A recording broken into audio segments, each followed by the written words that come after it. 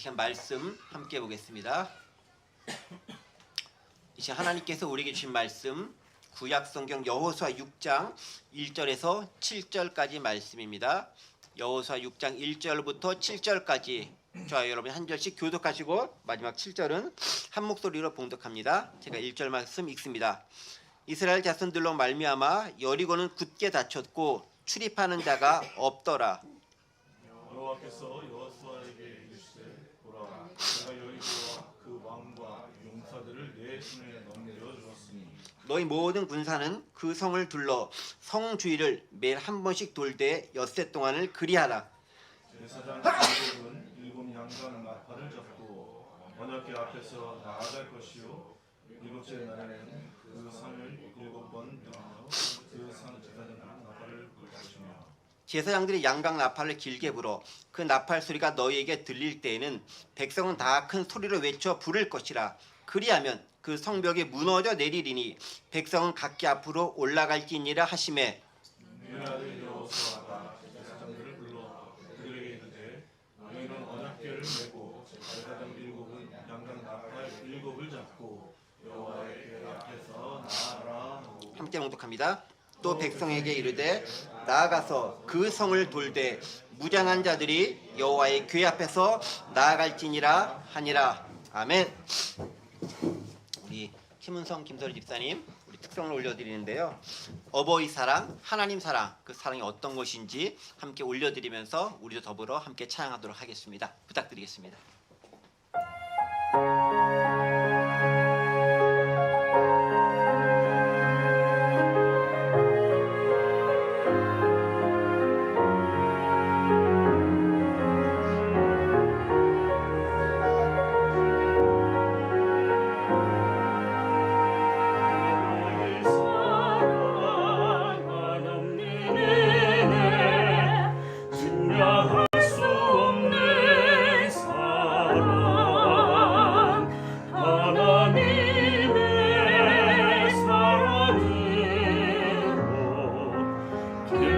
주신 어버이 믿음 가지고 주 말씀 따라 세상에 빛이 되라. 기도하시며 돌보시니 감사합니다. 나의 기쁨과 슬픔을 늘 함께 하시며 언제나 사랑으로 어른이 안아주시는 어버이 사랑, 그 사랑이 하나님 사랑을 내하시네. 바다보다 깊고 하늘보다 높은 그 사랑 그 은혜 나흔 날에 감사합니다. 사랑합니다.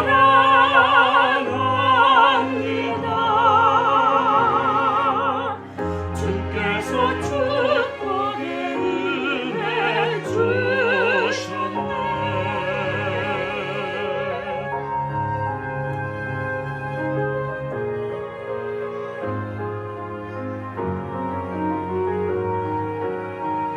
어버이 사랑 한없는 은혜 증명할 수 없는 사랑 하나님의 사랑으로 길러주신 어버이 믿음으로 말씀 따라 세상에 빛이 되라. 기도하시며 돌보시는 감사합니다. 어버이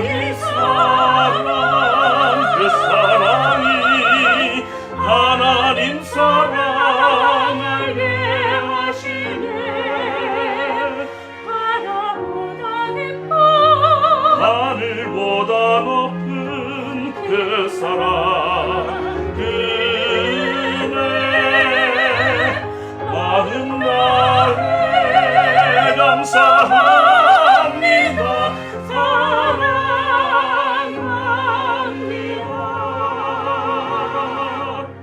주께서 축복의 은혜 주셨네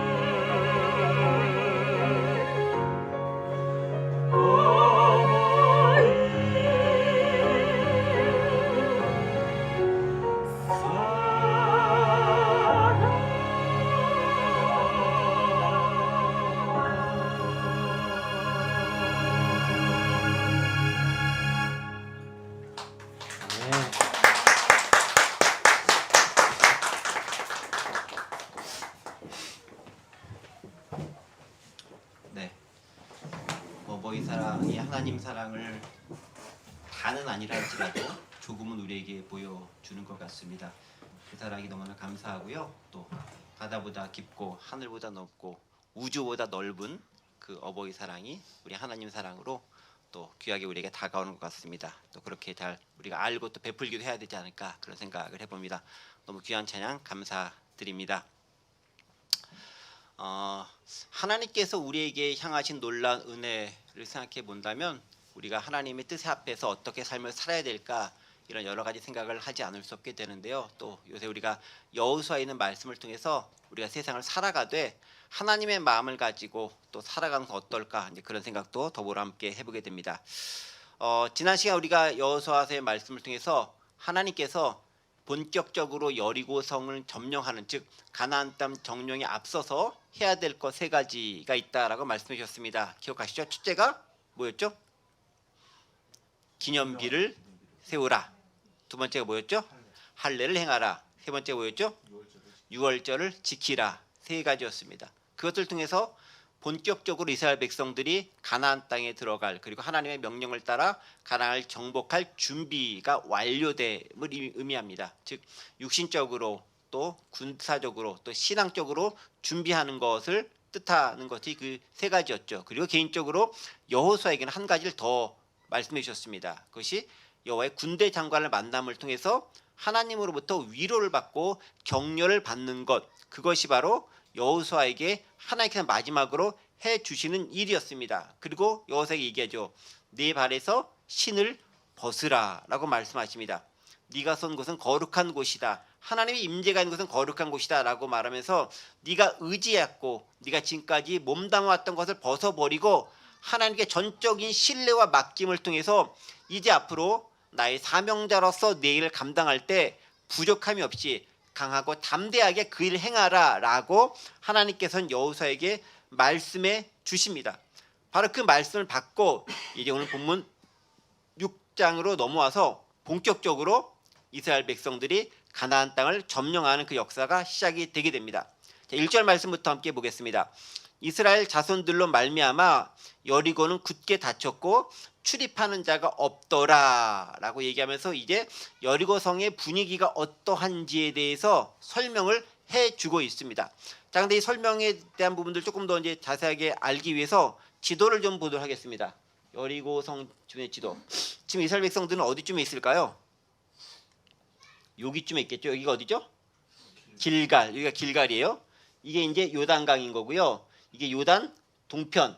이게 전체가 요단 서편이 되는 겁니다. 나중에 이제 이렇게 이제 지파별로 이렇게 땅을 다 분할받게 되는데 지금 이렇게 땅이 이렇게 분할받기 전 상황인 거예요. 아직 이렇게 분할되어 있지는 않아요. 다만 이제 여기에서 이제 건너가게 되는 건데 요단강을 건너서 길갈쯤에서 지금 진을 치고 있는 거죠. 여기. 그리고 길갈 바로 앞에 뭐가 있죠? 여기가 여리고성이 있습니다. 그러니까 여기서 여리고성을 치고 들어가서 그 다음에 어디로 7장이 어디로 가게 되죠? 아이성이 위로 가게 되죠. 그 다음에 베델, 기브온 이렇게 해서 이쪽 중간 라인을 치게 됩니다. 그렇죠? 그러니까 지도상을 보면 알겠지만 이게 전체가 이제 요단 동편은 이미 이제 이스라엘 백성들 이제 루벤, 갓, 므낫세 반지파가 차지하고 있었고 요단 서편 이쪽을 다 점령을 해야 되는데 여기 요단이 서편이 이렇게 길게 쭉 되어져 있잖아요. 윗대부터 이렇게 뭐 레바논산 이쪽부터 해가지고 아래까지는 신문 이게 호르마까지 부엘세바까지 쭉 길게 되어져 있는데 지금 여러분 보시면 알겠지만 여리고성 길가를 건너 여리고성 요타운 이 지역이 보시면 알겠지만 딱 중간쯤 뭐 정확하게 중간은 아니겠지만 대략 중간쯤 되는 지역입니다. 그러니까 여기부터 치고 나가라라고 말씀해 주신 겁니다. 그러니까 첫 번째 이스라엘 백성들이 여기에 있는 여리고를 좀 치는 거예요. 길갈에 진치면서 여리고 평지라고 하니까 여기가 이제 전체가 여리고 평지가 되는 거예요. 여리고성 주변 여기가 평지가 되는 것이고 요 길갈에서 진을 치고 있다가 이렇게 여리고성을 이제 점령하게 되는 그 위치 가운데 상황 가운데 지금 놓여 있다라고 보시면은 좋을 듯 싶습니다. 자, 그러면 여리고성은 어떤 성일까요? 제가 처음 시작할 때 간단하게 말씀드렸지만 여리고성은 아주 엄청나게 큰 성은 사실 아니에요. 그러나 그럼에도 불구하고 되게 무척 견고하고 튼튼한 성이기 때문에 다른 민족들과 다른 도시국가들이 함부로 점령하거나 침략할 수 없을 정도로 아주 단단하게 방비된 성벽입니다. 그러니까 그 성벽 하나가 두께가 몇 미터쯤 되고 그다음에 성벽이 이중 성벽이기 때문에 그 성벽과 성벽 사이도 몇 미터쯤 돼가지고 그 성벽 사이에 집이 있었다. 그래서 아마 라합의 집도 그 성벽 사이에 있는 그런 집이었을 거다라고 지난번에 말씀드렸습니다. 기억하시죠? 그러니까 그만큼 성벽 자체도 무척 두껍고 워낙 견고하기 때문에 이 성이 쉽게 함락될 수 있는 그런 성이 아니었다라는 거죠. 게다가 그 성은 요새화되어져 있는 성읍인 거예요. 그냥 단지 그냥 성만 뚝 쌓은 게 아니라 요새처럼 즉 군사적으로 충분히 방비할 수 있고 적이 침략하거나 적이 몰려왔을 때 그들을 물리쳐 낼 수 있도록 요새화되어져 있는 성이 여리고성이다라는 겁니다. 이 여리고성의 지리학적 위치를 봤었을 때 이렇게 여러 가지 침략을 받을 위치가 있기 때문에 또 가나안 땅, 이 팔레스타인 지역을 방비한다는 즉 관문의 역할을 하기 때문에 그렇게 잘 갖춰져 있는 그런 측면이다라고 볼 수 있습니다. 그러니까 결국 공략하기 결코 쉽지 않은 성읍이 여리고성이었다라는 것입니다. 자, 그런데 보세요. 이 이스라엘 백성들 특히 여호수아가 여리고성을 가장 먼저 점령하려 한 이유가 무엇이겠는가를 좀 생각해 볼 필요가 있습니다. 자, 많은 성읍들이 있잖아요. 요단강 건너가지고 들어오면 여기도 이쪽도 있고요. 여기도 있고요. 여기도 있고 이 아래까지 뭐 이게 사이 넘어가기 힘들다 할지라도 다른 쪽도 많이 있을 거예요. 여기 게데사솔도 있을 것이고, 네, 여기 이스라엘도 있을 것이고, 이쪽에 실로 지역도 있을 것이고, 여기 여리고도 있고, 뭐 이쪽 내려가면 좀 예루살렘도 있긴 하지만 헤브론도 있고 여러 지역이 있는데 왜 굳이 이쪽부터 치고 들어왔었을까에 대한 생각을 한번 해보는 거죠. 어떤 이유가 있었을까요? 본보기? 가장 강한 걸 일단 쳐서 일단 적을 떨게 만들자. 그것도 좋은 추론 가운데 하나인 것 같습니다. 그것도 좋은 정답 가운데 하나이라는 것으로 제가 추가하도록 하겠습니다. 제가 생각했던 건 아니지만 충분히 그럴듯한 것 같아요. 네. 일단 강한 거 본보기를 보여줘서 다른 사람들 알고 떨어서 도망가게 만든다. 그렇죠. 좋은 방법 가운데 하나입니다. 일단 몇 가지 이유가 있을 것 같습니다. 첫 번째는요, 군사적인 측면에서 한번 생각해 볼 필요가 있을 것 같아요. 군사적인 측면에서 자, 여리고성은 제일 처음에 이거 지금 대장이 누구죠? 여호수아가 대장이 아닙니까? 여호수아가 지금 리더죠. 근데 여호수아가 40년 전쯤에 정탐하러 갔던 곳이 여리고성입니다. 그쪽 지역 먼저 가서 그쪽 지역을 땅을 다시 먼저 보고 왔던 지역이 그 근처 지역입니다. 그러니까 먼저 여호수아와 갈렙 입장에서는 이쪽을 봤던 기억이 있어. 그리고 이제 40년이 지났잖아요. 그 다음에 정탐꾼을 또 어디로 보냅니까? 여리고성 보내죠. 자신들이 봤던 곳을 40년이 지난 다음에 정탐꾼을 보내는데 40년 동안 이 여호수아 갈렙은 충분히 생각을 많이 했을 것 같아요. 내가 나중에 가게 되면 어떻게 하겠다라는 생각들을 하면서 아주 전략적으로 그 성에 대한 것을 계획을 세우고 있었을 가능성이 있습니다. 나름대로 준비를 했다라는 것이죠. 또 일단 여리고성을 점탐을 했기 때문에 여리고성에 대한 상황을 가장 잘 알 수 있는 거죠. 또 라합으로부터 그 이야기를 들었기 때문에 현재 이곳에 있는 사람들의 심리 상태와 그들이 어떤 마음가짐을 가지고 있는지 사기는 어떤지에 대해서 너무 잘 알고 있는 상황이다라는 겁니다. 군사적인 측면에서 여리고성이 미리부터 타겟으로 삼고 있었던 성읍일 가능성이 높다라는 것입니다. 두 번째는요, 아까 제가 살짝 언급했는데 지리적인 배경이 있습니다. 지리적인 배경. 어떤 배경이냐? 아까 말했듯이 이 요단 동편에서 서편을 넘어갈 때, 요단강을 건너갈 때 이것이 뭐냐면 상당히 요단 서편의 가장 중간쯤 되는 위치에 있습니다. 그러니까 여기가 또 이렇게 요 길을 통해서 도로가 나져 있다라고 해요. 제가 가보지 않았기 때문에 확인해 드릴 수는 없는데 그렇게 얘기를 해요. 도로가 있다라고 합니다. 그러니까 요단 동편에서 서편 넘어가는 길목에 있고 또 가나안 땅 점령의 시발점으로 삼을 수 있는 곳이 여리고 성이다라는 것입니다. 그래서요, 이 횡단도로를 점령함을 통해서 어떤 군사적인 도움이 있냐면요, 남쪽과 북쪽에 있는 사람들이 서로 연합해 가지고 이렇게 협력을 한다든가 이런 것들을 미리 차단해 버리는 거죠. 보통 전쟁할 때도요, 적의 중심 깊숙이 딱 끊어가지고 적을 끊어놔요. 그렇게 하는 통해서 그들이 혼비백산하거나 협력하지 못하도록 만드는 전법을 씁니다. 쇄빙선 전법이 그런 거죠. 가운데를 뚫고 들어가서 중심 깊이 들어가서 적을 분화시켜 놓는 거죠. 그러면 그들이 우왕좌왕하게 되고 결합하지 못하니까 그런 작전을 펼칠 가능성도 많이 있다라는 거죠. 다른 도시국가들 간의 협력과 연합을 막으려는 의도가 이 가운데 들어있다는 것입니다. 세 번째는 신앙적인 이유입니다. 무엇보다도 가장 큰 이유는 뭐냐면요, 하나님께서 여리고성을 점령하라라고 하신 거예요. 자, 오늘 본문 1절에 뭐라고 되어 있겠죠? 이스라엘 자손들로 말미암아 여리고 굳게 닫혔고 출입하는 자가 없더라. 2절 말씀 뭐라고 되어 있습니까? 여호와께서 여호수아에게 이르시되 보라, 내가 여리고와 그 왕과 용사들을 내 손에 넘겨주었으니 라고 얘기하면서 하나님께서 여리고성을 넘겨주었다라고 선언하고 있어요. 그러니까 여리고성은 어떤 성이냐면 하나님께서 먼저 그 성을 내가 주었으니까 네가 점령하라라고 말씀하고 명령하신 그런 성읍이 된다라는 것입니다. 비록 여리고성이 난공불락의 성읍이긴 하지만 철저하게 하나님께서 하나님이 주도하셔서 하나님의 방법으로 하나님의 주도권을 가지고 승리를 이끄실 것으로 약속하신 성읍이기도 한다는 거예요. 그리고 아까 우리 치지쌤이 말씀하셨던 것처럼 이 강력한 이 성읍을 먼저 점령하는 것을 통해서 이스라엘의 하나님이 진짜 하나님이다. 위대한 하나님이다.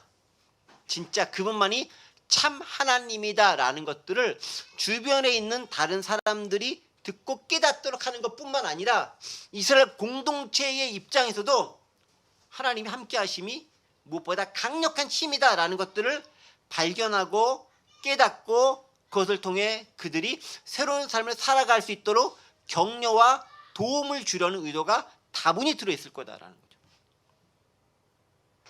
그런 여러 가지 목적들이 있는 거죠.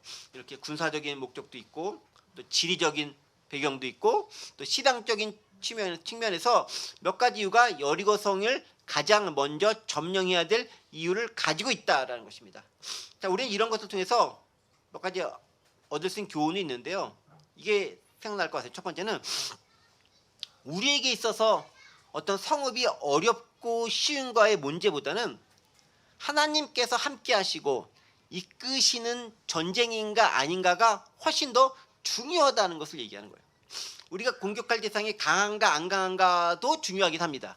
그런데 그것보다 더 중요한 거는 하나님께서 함께 하시고 하나님이 주도권을 가지고 행하시느냐 아니면 하나님 없이 나 혼자 발버둥 치려 하느냐에 따라서 달라진다라는 겁니다. 어떻게 알 수 있느냐? 7장에서 바로 드러나게 됩니다. 7장에서 우리가 이제 아이성 전투를 보게 될 건데요. 앞으로 한 다음 달쯤 되면 볼 것 같아요. 이번 달은 아니고요. 보게 될 텐데 그 아이성 전투는 여리고성에 의하면은 되게 연약한 성이에요. 되게 허술한 성이에요. 그래서 이스라엘 백성들이 군대도 많이 안 보내.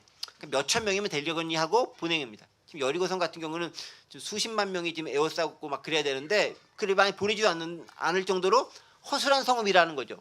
근데 거기는 싸움에 패합니다. 그러니까 그 성읍이 어떤 수준이나가 안 중요한 건 아니지만 그것보다 더 중요한 게 뭐냐면 하나님께서 주도권을 가지고 행하시는데 우리가 동참하느냐 안 하느냐, 하나님이 나와 함께 계시는가 안 하는가가 무엇보다 중요하다라는 거예요. 우리가 세상에서 회사 일을 할 때, 또 직장을 다닐 때, 학교 일을 할 때 우리가 그것 가운데 신경쓰여야 가는 첫 번째 것이 그거예요. 하나님이 지금 나와 동행하시는가 아닌가를 먼저 생각해 봐야 되는 거예요. 내가 이것을 가길 결정했다라고 한다면 그게 하나님의 뜻과 부합돼서 내가 행하고 있는 것인지 그냥 내 뜻대로만 행하고 있는 것인지를 생각해 볼 필요가 있습니다. 우리가 어느 곳을 가길 결정되어질 수 있어요. 그런데 그 결정된다는 것들이 하나님과 동행함으로 인한 결정이라고 한다면은 그 결정은 비록 내가 한 것처럼 보일지 몰라도 하나님의 역사하심이 드러나는 결정과 현상으로 우리는 결말을 볼 수 있습니다. 그런데 그렇지 않고 하나님 없이 나 혼자 충분히 할 거야 라고 생각됐던 그 결정들은 나중에 일이 쉬워 보이고 너무 분명하게 처리될 것처럼 보여도 뭔가 개운치 못한 여운을 남기거나 뭔가 완벽하지 못한 실마리를 남김을 통해서 그것들로 하여금 결국 우리의 발목을 잡게 하는 경우가 많이 생길 수 있다는 것입니다. 그러니까 목표가 얼마나 강하냐 안 강하냐도 중요하지만 더 중요한 거는 하나님이 동행하는 거 아닌가, 내가 하나님의 뜻 가운데 있는가 아닌가 훨씬 더 중요하다라는 걸 깨닫고 나아갈 필요가 있다라는 것입니다. 결국 승리는 하나님과 함께 하느냐 거기에 순종하느냐 여부에 달려 있다라는 것이죠. 자, 그런데 보십시다. 아까 1절로 다시 돌아가겠습니다. 이스라엘 자손들을 말미암아 여리고성은 어떻게 돼 있었죠? 굳게 닫혀 있었고 출입하는 자는 없었다. 자, 왜 닫혀 있었을까요? 여리고성이 왜 닫혀 있었죠?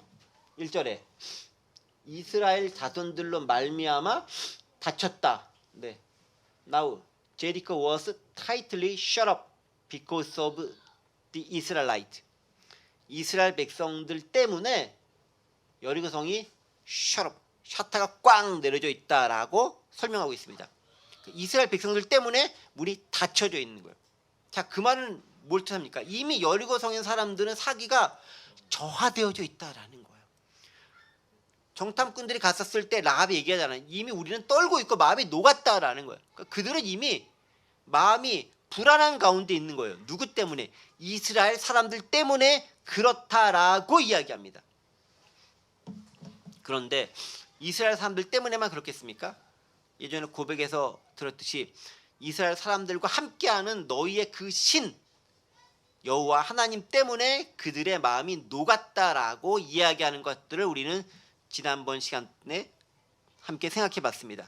즉 이방인인 그들도 이스라엘의 하나님이 함께 하시면서 놀라운 일을 이루셨다라는 것들을 이미 다 들었다라는 거예요. 그리고 그 소문이 쫙 퍼졌다라는 거예요.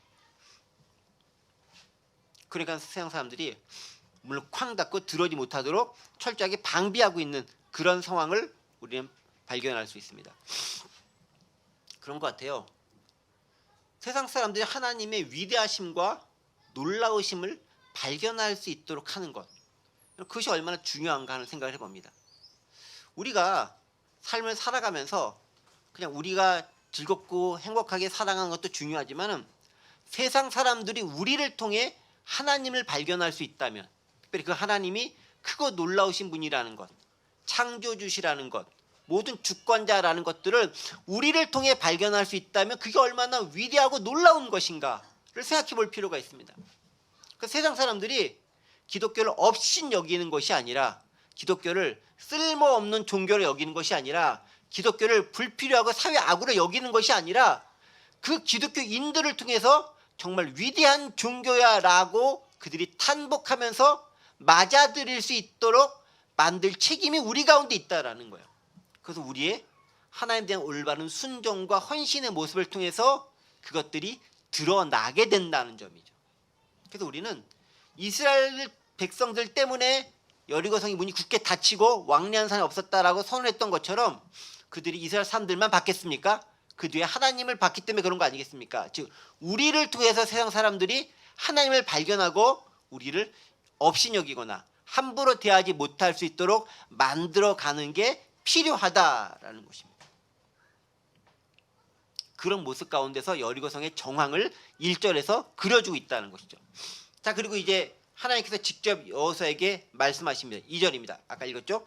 여호와께서 여호수아에게 이르시되 보라 내가 여리고와 그 왕과 용사들을 네 손에 넘겨주었으니 라고 하면서 하나님께서 선언하시죠. 뭐라고 선언합니까?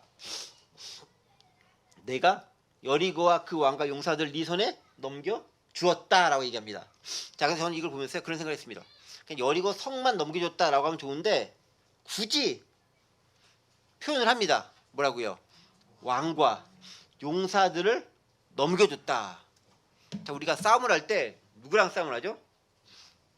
그냥 물질로 있는 성벽만 싸웁니까? 사람이 없는 성벽만 싸웁니까? 사람이 없는 성벽은 그냥 가서 차지하면 되는 거예요. 싸움의 대상이 아닙니다. 그럼 누가 싸우는 거죠? 그 성에 있는 사람과 싸우는 거죠. 그 성에 있는 왕과 싸우는 거고, 그 성에 있는 용사와 싸우는 거고, 그 성에 있는 군대와 싸우는 겁니다. 그러니까 여호수아가 치러 들어가서 들 때 하나님께서 이미 말씀해 주는 거죠. 뭐라고? 그 성에 있는 사람들은 이미 내가 네 손에 넘겨줬다라고 선언하는 거예요. 자, 그런데 여러분 보세요. 내 손에 넘겨주었으니, 시제로 볼 때 이게 어떤 시제죠? 넘겨주었다. 우리말로 보면은 과거형인데 영어로 보면은 뭐라고 되어 있습니까?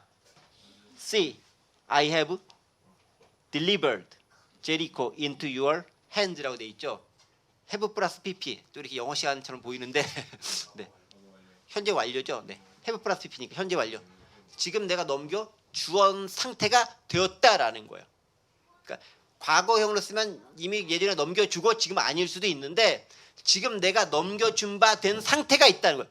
지금 상태가 네가 넘겨받은 그 상태다라는 걸 무척 강조해서 이야기해주고 있습니다. 그러니까 이제 이스라엘 백성들이 가서 해야 할 일은 뭡니까? 넘겨줬으니까 접수해가지고 오면 되는 거예요. 가서 싹 가지고 오거나 가서 내가 점령하면 그만이라는 거예요.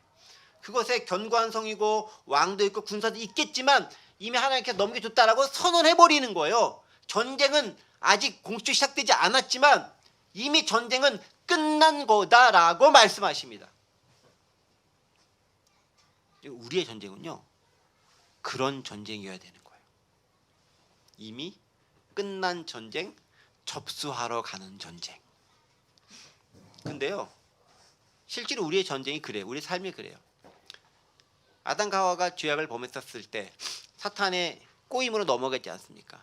사탄이 전 세계를 다스릴 수 있는 것처럼 됐었는데, 그때 하나님께서 예수 그리스도를 통해서 그 사탄의 머리를 상하게 하셨다라고 얘기합니다.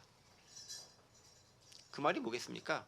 이미 그 전쟁은 끝난 전쟁이다라는 거예요. 이제 잔병들 좀 남았으니까 잘 수고해 들어오면 된다라는 것입니다. 누구에게? 그리스도의 잘 믿고 순종 따른 사람들에게 주신 말씀이에요. 근데 그리스도를 믿고 따르고 순종하지 않는 사람들에게는 그것이 허락되어져 있지 않죠. 비록 폐잔병처럼 보일지라도 함부로 접근했다가는 그들의 밥이 될 수도 있는 처지가 우리의 모습일 수 있다는 것입니다. 그러니까 우리가 하나님과 함께 하느냐 안 하느냐에 따라서 그 전쟁을 내가 쉽게 접수할 수 있느냐, 열심히 싸워도 빼앗기는가가 거기에 달려져 있다라는 것입니다. 이 전쟁에서 하나님께 선포하는 거예요. 이미 넘겨줬다라는 것입니다. 이제 여호수아와 백성들은 그 말씀을 내가 믿고 순종하면서 나아가는 일만 남았다라는 것입니다. 여호수아에게 자신감을 심어주고 용맹하게 싸울 수 있도록 권면과 격려하심이 그 가운데 드러나 있는 것입니다. 자, 그렇게 선언한 다음에 이제 좀 더 구체적으로 어떻게 해야 되는지에 대해서 이야기해 줬습니다. 3절 말씀입니다. 너희 모든 군사는 그 성을 둘러 성 주위를 매일 한 번씩 돌되 엿새 동안을 그리하라. 자, 이제 구체적으로 어떻게 성을 넘겨줄 것인지, 니네가 어떻게 접수할 것인지에 대해서 이야기합니다. 자, 그런데 어떻게 하라고 얘기해줘? 좀 특별한 방법이죠. 도저히 이해가 안 되는 방법이에요. 너희 모든 군사는 그 성을 둘러 성 주위를 매일 한 번씩 돌되 엿새 동안 그렇게 해라. March around the city once with all the armed men. 모든 군사들과 함께 한 차례 그 성을 돌면서 행군하라. 마치 행군하라라고 이야기하고 있습니다. 그게 성을 점령하는 방법이라는 거예요. 자, 화살부대, 창부대, 칼부대, 뭐 돌부대 이렇게 해가지고 진영 딱 돼가지고 돌격하라는 게 아니라 어떻게 하라고요? 성을 한 바퀴 돌아라. 매일 그렇게 해라라고 얘기합니다. 엿새 동안 매일 한 바퀴씩 성을 돌아라라고 얘기합니다. 성 주위를 한 바퀴씩 돌라라고 합니다. 자, 그런데 보세요. 성 주위를 돌라라는 명령들은 이스라엘 백성들 봤을 때는 무척 위험할 수 있는 방법인 거죠. 공격을 해도 지금 원래 최선의 방어는 최고의 공격이에요. 근데 공격도 안 하고 방어도 하는 상태에서 성을 돌라라는 것입니다. 돌라. 근데 어느 정도 사람들이 돌았을까요? 처음에 한 어느 정도가 건너갔다고 지난번 저희가 대충 말씀드렸죠? 한 20만 명 정도. 네. 원래 처음에 다 엉깡창 건너간 건 아닐 수도 있으니까. 그리고 모든 백성들 한꺼번에 싹 다 이렇게 돌지는 않을 거예요, 아마. 네, 그렇죠. 군사들이 될 테니까. 그러니까 한 므낫세 반, 갓 지파, 루벤 지파 그 사람들 있고 그다음에 선봉에 서고 나머지 있었던 지파들도 뒤에 따르면서 성을 돌게 되는 거죠. 그러니까 수십만 명 정도가 성을 쫙 돌아가는 거예요. 얼마나 그 장엄하고 웅장하겠습니까? 이게 한 줄로 서서 돌았는지 몇 줄서 돌았는지 전 잘 모르겠어요. 그 표현까지 없으니까. 근데 어쨌든 간에 성을 그렇게 쭉 돌게 되어져 있습니다. 무척 장엄하지만 매우 위험한 상황일 수 있습니다. 자, 그런데 여리고 성 안에 있는 사람들 입장에서 봤을 때 어떨까요? 저 사람들이 지금 뭔가를 하는 것 같긴 해. 그런데 뭘 하고 있죠? 쭉 서서 성을 이렇게 도는 거예요. 그러니까 처음에는 쟤들이 뭐 하는 걸까? 이렇게 쳐다봤을 거죠. 공격해 오나? 준비하자! 딱 있었는데 별로 공격할 기미는 안 보여요. 성 한번 쫙 수십만 명 성 한번 싹 돌더니 그냥 들어가. 왜 그냥 가지? 하고 첫날은 이해 안 돼. 뭔가 좀 준비가 덜 됐나? 다음 날이었습니다. 또 똑같이 또 한번 쓱 돌더니 또 싹 가. 여러분, 그런 상황이 여러분들이 여리고성에 있다고 생각했을 때 어떤 생각이 들겠습니까? 일단 처음에는 의아한 생각도 들겠죠. 그러면서요, 이게 반복될수록 저는 개인적으로 되게 두려운 마음이 많이 들 것 같아. 도대체 무슨 꿍꿍이가 있기에 저렇게 할까? 특별히 이제 이 사람들은 소문을 많이 들었잖아요. 하나님이 어떻게 했다라는 소문을 들은 사람들이에요. 그 사람들 입장에서는 뭔가 바로 움직여서 딱 기미가 보이면 거기 합당하게 우리가 대응을 할 텐데 대응할 수가 없게 그냥 성 한 바퀴 쓱 돌다가 가버리는 거예요. 그러니까 되게 의아하면서도 초조하면서도 불안한 거예요. 뭔가 깨름직한 모습이 계속 그 안에 쌓이는 거죠. 하루, 이틀, 3일, 4일, 5일, 6일째 내내 그렇게 하고 가는 거예요. 긴장감이 고조되고요. 불안감이 증폭됐을 것입니다. 왜? 의도를 모르니까. 왜 그런지를 모르니까. 되게 답답한 거 아닙니까? 좀 알려줘 이렇게 얘기했을 것 같아요. 근데 모르는 거죠. 어쨌든 그렇게 하라라고 명령이 됩니다. 자, 그렇게 백성들한테 하라고 명령한 다음에 이제 좀 더 구체적으로 얘기합니다. 제사장들에게 여호수아가 여호와의 명령을 받아 이야기합니다. 4절입니다. 제사장 7은 7 양각 나팔을 잡고 언약궤 앞으로 나아갈 것이요 7째 날에는 그 성을 7번 돌며 그 제사장들은 나팔을 불 것이며 라고 얘기합니다. 군사들도 나아가러 한 다음에 제사장을 따로 부릅니다. 몇 명 부르죠? 7명. 12지파가 있으니까 지파별로 한 명씩 부를 것 같은데 제사장은 각 지파에 소속되어져 있나요? 파견은 돼 있을지 모르겠지만 제사장은 다 레위 지파 소속이기 때문에 7명만 부릅니다. 그러니까 각 지파별로는 소속되는 사람들 한 명 지파별로 군대와 관련 사람들은 대표자를 12명 부를 수 있겠지만 레위 지파는 지파가 하나이기 때문에 12명을 굳이 부를 필요가 없는 거예요. 그래서 몇 명 부릅니까? 7명을 부릅니다. 7명. 왜 7명이죠? 7이라는 숫자가 상징하는 게 있죠. 가장 완전한 숫자가 7입니다. 그러니까 선택된 7명의 제사장, 완전수를 간 7명의 제사장이 하나님께 온전히 의지해서 하나님 방법대로 해 나가라라는 것입니다. 근데 뭘 하라 그랬죠? 양각 나팔을 잡고 언약궤 앞으로 나아가라. 근데 지금 제사장들이 뭘 하라 그랬죠? 양각 나팔을 잡고 불어라. 나팔을 잡고 나가라. 나팔이 상징하는 게 뭘까요? 나팔. 원래 나팔은 군대에서도 이렇게 신호할 때 쓰는 게 나팔이기도 합니다. 빠방빠방 하기도 합니다. 그런데 양각 나팔은 뭐냐면은 신년을 선포할 때 불어 울리는 그 나팔이기도 합니다. 신년을 선포한다는 거예요. 신년은 뭐겠습니까? 억누르고 그쵸 묶였던 사람들에게 풀어주는 날이 신년인 거예요. 해방시켜주는 날이 신년인 거예요. 그러니까 제사장들이 나팔을 불었다, 양각 나팔 불었다라는 것들은 그 땅 가운데 즉 여리고성 사람들에게도 선포되는 거지만 이곳에는 이스라엘 백성들에게도 동일하게 선포하는 겁니다. 하나님의 은혜로 너희의 자유와 해방이 선포되었다라고 나팔을 불면서 선포하는 거예요. 그리고 또 전쟁의 신호이기도 합니다. 그 구체적인 어떤 신호일지는 아직 모르지만 신호 가운데 있다라는 것입니다. 그렇게 나팔 불었다는 것입니다. 그리고 무엇이 그들 가운데 따르게 나가게 됐죠? 언약궤 앞에서 나아가라. 그 양각 나팔수 뒤에는 뭐가 있다는 거죠? 언약궤가 있다는 거죠. 하나님 임재를 상징하는 그 언약궤가 그 앞에서 나아가서 함께 돌게 되어져 있다라는 것입니다. 하나님께서 함께 하신다라는 거죠.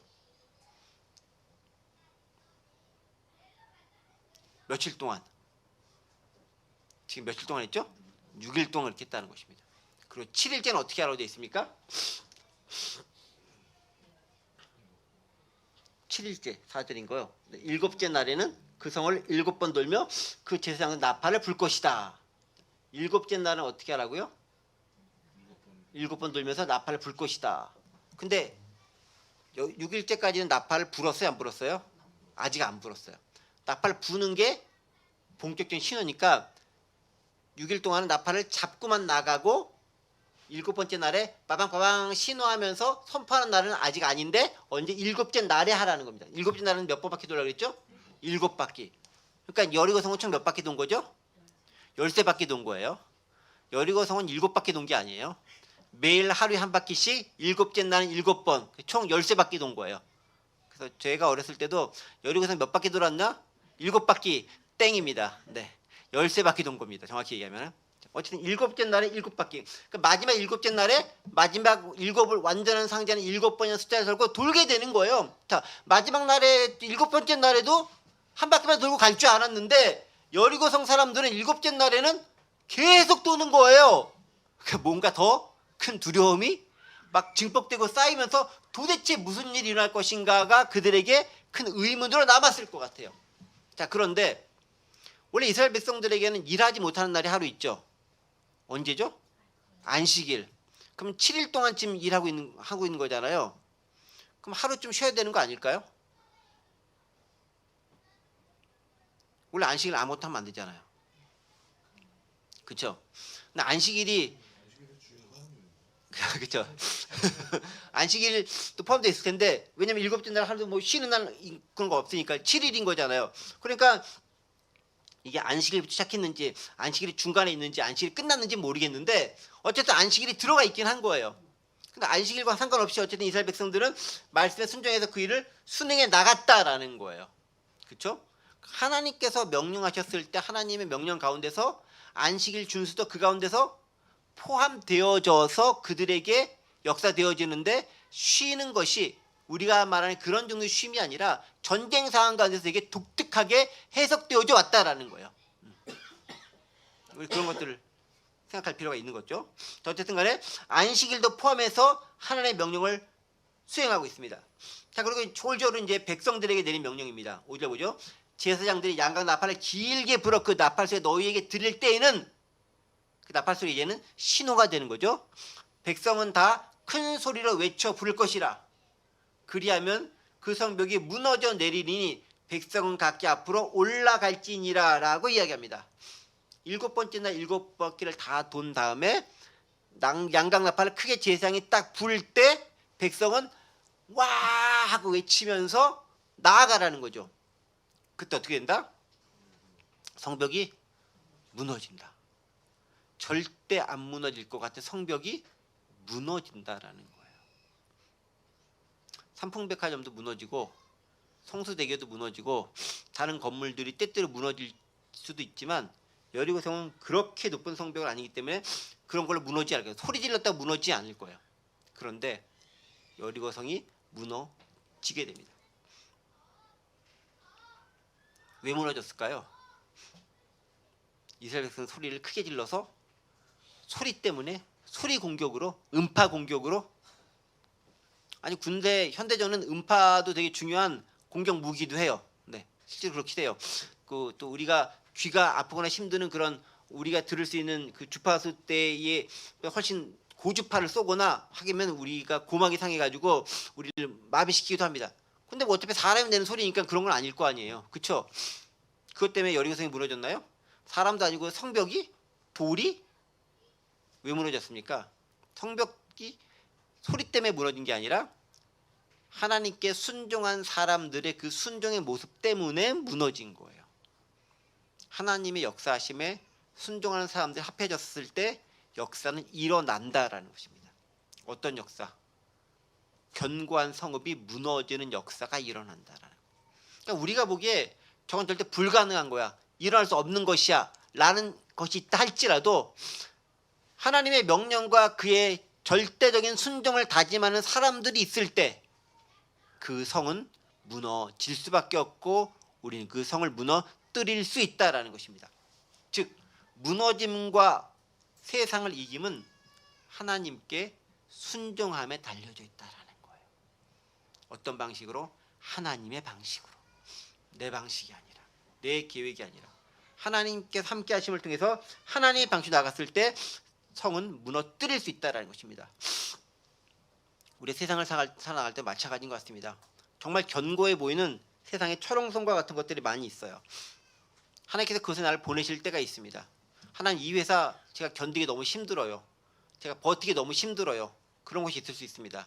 그때 말씀하십니다. 내가 너를 보냈다. 너는 그 성을 무너뜨릴 수 있다라고 얘기합니다. 어떻게? 말씀에 따라 순종하는 삶을 살아갈 때 그 성은 무너진다라고 이야기합니다. 우리의 믿음을 시험해보고 우리를 통해 역사하신 하나님을 발견할 수 있도록 해보시는 거죠. 자, 그리고 6절과 7절을 넘어갑니다. 눈의 아들 여호수아가 제사장들을 불러 그들에게 이르되 너희는 언약궤를 메고 제사장 7은 양각 나팔 7을 잡고 여호와의 궤 앞에서 나아가라 하고, 7절 또 백성에게 이르되 나아가서 그 성을 돌되 무장한 자들이 여호와의 궤 앞에서 나아갈지니라 하니라. 실행이 옮기라. 5절까지는 여호와께서 여호수아를 통해 명령한 장면이었다면 6절, 7절은 직접 여호수아의 명령을 통해서 그들이 실행에 옮기는 장면을 기록하고 있습니다. 근데 저는 6절, 7절에서 가장 핵심적으로 봤던 단어는 이 단어입니다. 나아가라. 제사장들은 여호와의 궤 앞에서 나아가라. 나아가라. 그 다음에 백성들은 나아가라. 여기 seven priests carry trumpet in front of it. 그 앞에서 수행해라 라고 얘기합니다. 백성들은 나아가라. march, advance, 진격해라. march around the city. 그 도시를 돌아라 라고 얘기합니다. 뭡니까? 실제로 나아가고 돌진하고 진격하고 내게 맡겨진 삶을 행하는 것, 담대하게 나아가는 것, 그게 역사가 이루어지고 하나님의 놀란 은혜와 능력이 베풀어지는 이유가 된다라는 거죠. 우리에게 필요한 것은 뭡니까? 담대히 나아가는 용기가 필요한 것입니다. 계속 얘기했잖아요. 요단강도 제사장들이 발을 하나 담궜을 때 물이 갈라지는 것처럼 나아가는 자가 결과를 얻게 된다라는 것입니다. 말씀을 정리하겠습니다. 우리 앞에 보여지는 성읍이 너무 견고하고 강건한 것처럼 보일 때가 있습니다. 하나님 얘기하십니다. 성의 강건함과 견고함을 보지 말고 그 성을 무너뜨릴 수 있는 하나님을 바라보라. 그리고 그 하나님과 함께 있었을 때 그 성이 무너지는 것을 너는 경험할 수 있을 것이다 라고 이야기합니다. 우리의 한계와 세상의 크고 놀라움으로 인해 좌절하지 말고 그보다 더 큰 하나님으로 인해 용기를 가지고 담대하게 순종하며 나아가라라는 것입니다. 세상을 향해 나아가고 나팔을 불며 외치며 밟으며 나아가라라는 것입니다. 집에 가만히 있지 말고 나아가라는 겁니다. 바로 그렇게 나아가는 자가 그 땅을 차지할 것이고 하나님의 명령에 따라 세상을 승리할 것이고 하나님의 말씀에 따라 세상을 이미 이긴 그 전쟁을 접수하게 될 것이라 말씀하십니다. 바로 그렇게 담대히 믿음으로 나아갈 수 있는 저 여러분들 되시기를 간절히 원합니다. 기도합니다. 하나님 아버지 감사합니다. 여리고성 진격을 앞두고 말씀하시는 장면들을 바라봅니다. 여호와께서 여호수아를 통해 제사장과 백성들에게 말씀하십니다. 야각 나팔을 불고 그 성을 돌고 그리고 외치라라고 말씀하셨습니다. 때로는 불가능하고 너무 견고해서 엄두도 나지 않지만 주님께서 함께 하시기에 순종함으로 나아가려 합니다. 우리와 동행하여 주시고 용기 어렵게 해주시고 담대히 나아갈 수 있는 힘찬 발걸음 옮길 수 있는 성령의 충만함을 허락하여 주옵소서. 감사드리며 예수 그리스도의 이름으로 기도하옵나이다. 아멘.